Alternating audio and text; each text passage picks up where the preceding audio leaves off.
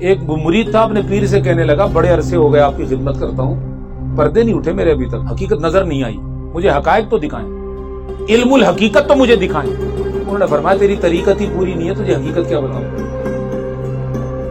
تو پہلے طریقت پہ تو آ، طریقت کے ذریعے تو طے کر، پھر تجھے معرفت اور حقیقت ہم بتائیں گے، پہلے طریقت تو پختہ کر۔ اس نے کہا ٹھیک ہے سر۔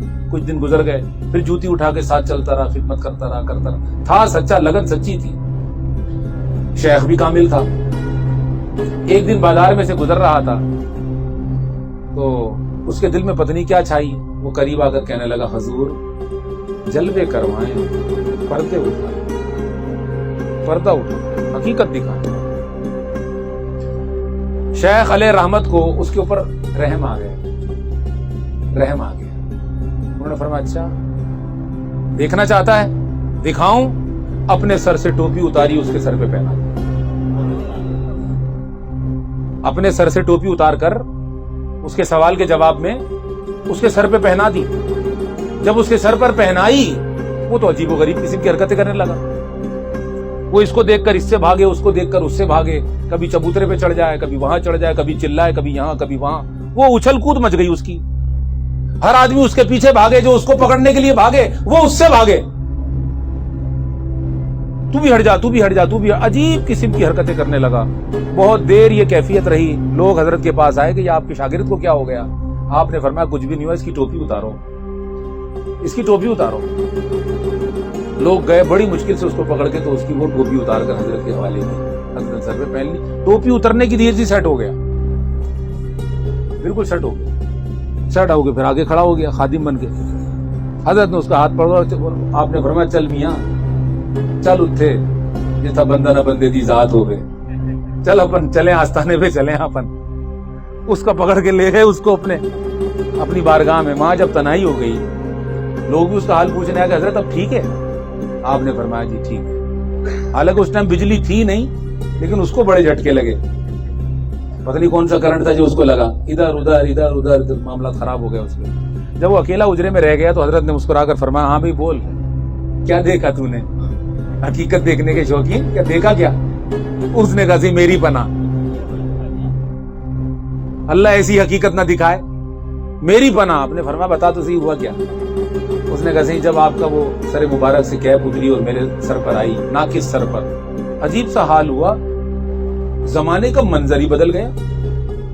ایسا منظر بدلا کہ پہلے جو انسان نظر آ رہے تھے، اب جو میں نے نظر ڈالی تو کوئی بھیڑیا نظر آ رہا ہے، کوئی کتا نظر آ رہا ہے، کوئی خنزیر نظر آ رہا ہے، کوئی سانپ نظر آ رہا ہے، کوئی نپولیا، کوئی سینپلا، کوئی جناب کچھوا، کوئی کتا، کوئی بلا، اور ہر کوئی میری طرف آ رہا ہے۔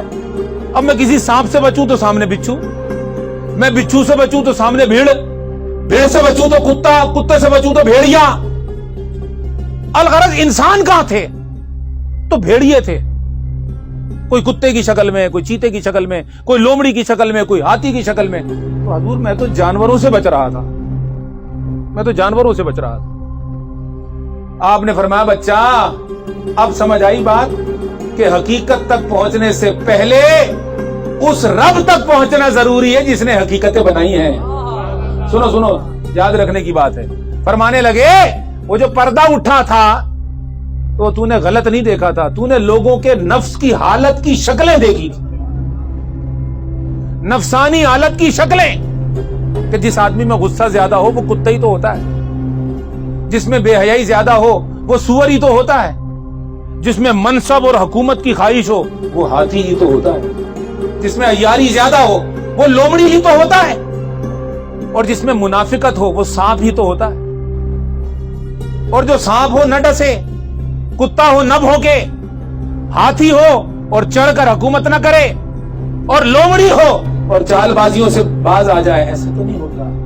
تو تو نے کہا تھا حقیقت دکھاؤ، تو جو ان کے نفسوں کی شکلیں تھیں تجھے اللہ پاک نے دکھا دی۔ اب تجھ میں ظرف نہ تھا کہ تو برداشت کر سکتا، اب دیکھ ان ظرف والوں کا ظرف، جو ظرف والے بھی ہوتے ہیں اور آنے والوں کو سینوں سے بھی لگا رہے ہوتے ہیں اور سب کے پردے رکھ رہے ہوتے ہیں، سب کے پردے۔ تو نے تو جھلک دیکھی اور تیری یہ پوزیشن ہو گئی۔ ذرا ان کا تو تصور کر کہ جو آر پار دیکھ لیتے ہیں، آر پار دیکھ کر بھی پردہ رکھتے ہیں اور لاج نبھاتے ہیں. ذرا ان کی پوزیشن کا عالم کیا ہو. تو حقیقت جاننے سے پہلے حقیقت قبول کرنے کی صلاحیت بھی تو پیدا کر. اس نے کہا حضور علاج کیا ہے؟ فرمایا شیطانی کام کرنے سے جانوروں کی شکلیں بن جاتی ہیں نفس کی, اور رحمانی اور روحانی کام کرنے سے نورانی سا ہو جاتا ہے نفس. جو نورانی کام کریں اللہ پاک ان کے نفس امارہ کو بدل کر, لوامہ سے گزار کر, ملہمہ سے گزار کر, راضیہ سے گزار کر, پھر مطمئنہ کر کے اللہ پاک اس کو کہتا ہے اے نفس مطمئنہ اب تو اپنے رب کی طرف چل, تیرے رب کی قربتیں تیرے لیے ہیں. یا ایتھا النفس المطمئنہ ارجعی الی ربک راضیۃ مرضیہ, اے اطمینان پا جانے والے نفس اب تو رب کی طرف آ جا, تیرے رب کا رجوع تیری طرف. یہ ولایت کا اعلیٰ مقام. یہ کیسے ہوتا ہے؟